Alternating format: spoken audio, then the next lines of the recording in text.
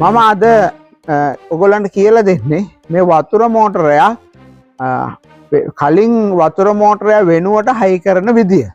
මෙතන තිබුණු මෙන්න මේ මෝටරේ පිච්චිලා. අර මේ මෝටරේ පිච්චෙන්න හේතුව තමයි මේකේ කන්ඩෙන්සරේ තමයි මුලින් පිච්චිලා තියෙන්නේ. ඒතර කන්ඩෙන්සරයක් පිච්චුනාම මේ මෝටරේ කැරකෙන්නේ නැහැ. එතකොට මේ ගෙදර ඉන්න අය මේ ස්විච් එක දානවා. දැම්මට මේ මෝටරේ කැරකෙන්නේ නැහැ. එතන මෝටරේ කැරකෙන්නේ නැහැ. ස්විච් එක දැම්මාම අර විදුලි ශක්තිය තනිකරම තාපයට හැරෙනවා මේ කම්බි දඟරවල. ඒ තාපයෙන් මේ කම්බිය පිච්චෙනවා. ඉතින් දැන් මේ කම්බි පිච්චිලා තියෙන්නේ ඒ විදියට. අපි මේ විදියට මෙන්න මේ අඟලේ වැල් සොකට් සවි කරගන්න ඕනේ. එතකොට දැන් එකක් හයි කරා. ඉතින් මේක ඇත්තටම මේ කිසිදු වායු අංශුවක් කාන්දු වෙන්න බෑ. මොකද කාන්දු වුණොත් මේකට හුලං අදිනවා. හුලං අදිනවා කියන එක වුණොත් වතුර අදින්නේ නැහැ. ඒ කියන්නේ මේ බටේ තුල සෑම විටම ජලයෙන් පිරීලා තියෙන්න ඕනේ. එතකොට ඒ නිසා මේක කොහෙවත් කාන්දු වෙන්න බෑ. මේ පැත්ත. ඉතින් මේ පැත්තේ කාන්දු වුණොත් ඒක එළියට එනවා විතරයි. වතුර මෝටරේ දැම්මම වතුර අදිනවා. නමුත් එළියට එන එකත් කරදරයිනේ. ඒ නිසා මේ පැත්තත් කාන්දු නොවෙන්න අපි හදාගමු. දැන් මේ තියෙන්නේ ට්‍රේඩ් සීල්. මේ ට්‍රේඩ් සීල් එක ඔතනවා. එතකොට මේ විදිහට මේක ටිකක් හොඳට ඔතා ගන්න ඕනේ.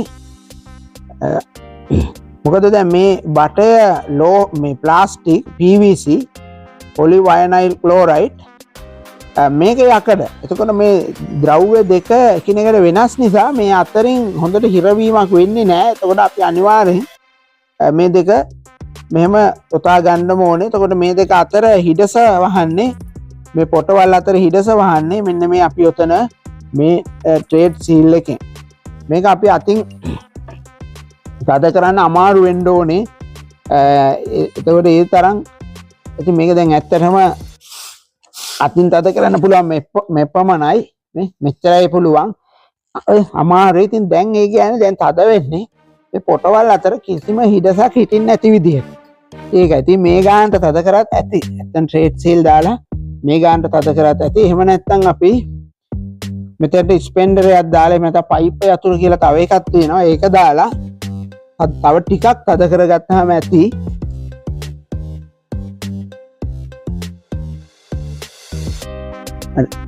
ඔයාලට පේනවා මෙතන ඇණයක් තියෙනවා. මෙතන ඇණයක් තිබෙනවා.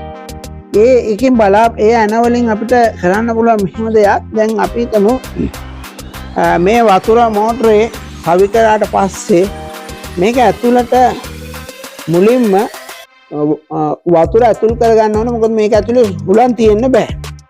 ඒතර වතුර ඇතුල් කරගන්න අපිට පුළුවන්. මේකට වතුර ඇතුල් කරාම වතුර දැන් බටයක් තියලා ඇතුල් කරොත් වතුර යන්නේ නැත්තම් මේ ඇනේ බුරුල් කරදයි.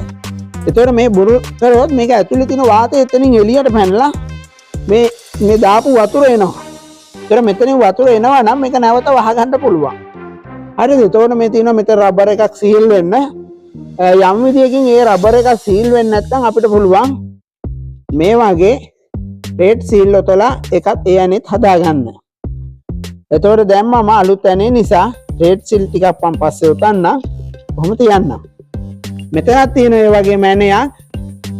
දැන් මේ ඇනේ මෙතනින් තමයි අපි වතුර දාන්නේ අන්තිමට. දැන් මේ බට ලයින් එකේ උඩින් වතුර දාන්නම ඕනේ නැහැ. මෙතනින් දැම්මම ඇති.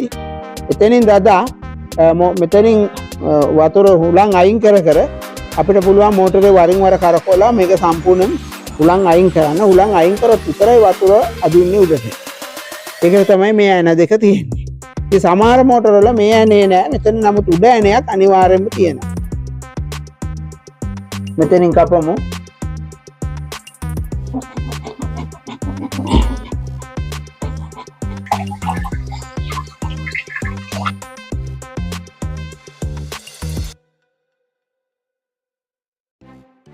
හරි දැන් අපි මේ බටේ සවි කරන්න හදන්නේ. ඉතින් අපි මේ බටේට මේ බටේ හොඳට පිරිසිදු කරගමු. ඊට පස්සේ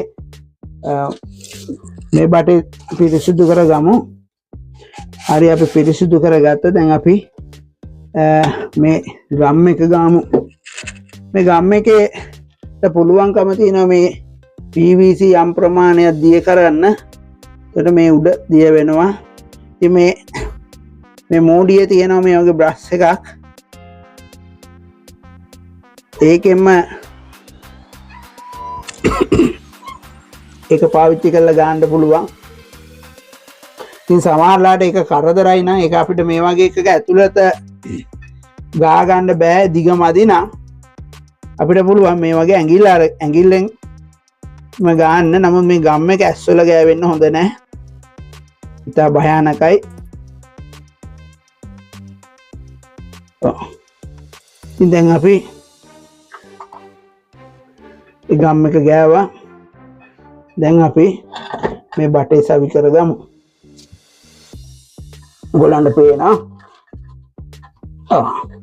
තාමත් හොඳට සවි වුණා. right.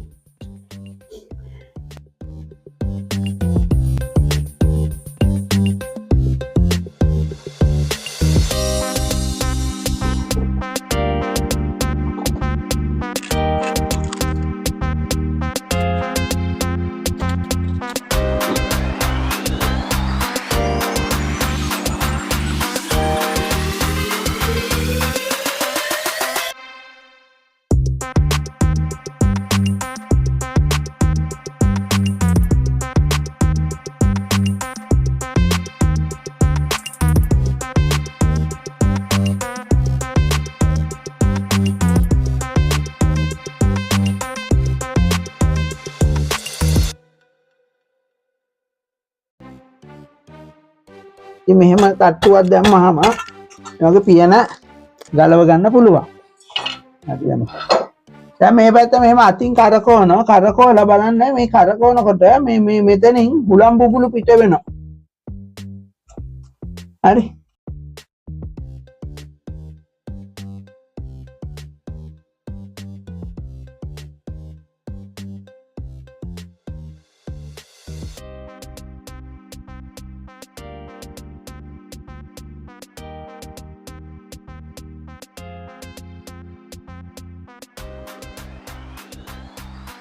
දැන් අපි මේ ඇනේ ගලවලා බලමු. මේ ඇනේ ගැලවුවාම වතුර එළියට එනවා නම් ඒ කියන්නේ මේක දිගේ වතුර ගිහිල්ලා උඩ වතුර තියෙනවා. හරි. ඔව් අන්න එනවා එළියට. මේ ඇනේ බුරු කරාම වතුර එනවා කියන්නේ මේ උඩට වතුර ගිහිල්ලා තියෙන්නේ. මේ උඩ බටවල හුලං නැහැ එතකොට. ඒ නිසා අපි දැන් මේක සද කරගමු. නියම විදියට මේ කවරේ තියෙන්න ඕනේ. කවරේ තියෙන්න ඕනේ. මොකද මේ කවරෙන් කරන්නේ දැන් බලන්න මේක දැම්මහම මේ පැත්ත කැරකෙනවා. මේ කැරකෙනකොට මේ සුළඟ මෙතන සුළඟ වටේට විසිරෙනවා. ඒ විසිරෙන සුළඟ මේ පියනේ වැදිලා මේ මෝටරේට වදිනවා. වැදුනාම මේ මෝටරේ සිසිල් වෙනවා. ඒතර මෝටරේ රත් වෙන එක වළක්වන්න තියෙන උපක්‍රමයක් තමයි. ඒ නිසා මෝටර වල අපි ගොඩක් වෙලා දානවා නම් අනිවාර්යෙන් මේ කවරේ දාන්නම ඕනේ. මේකේ කවරේ දාලම තියමු. හරි.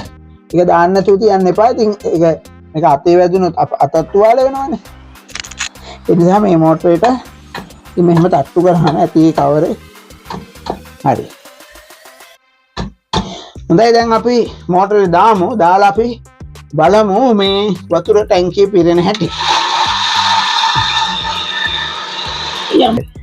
අපිට පේනවා දැන් අර ඕෆ්ලෝ බටෙන් වතුර එනවා.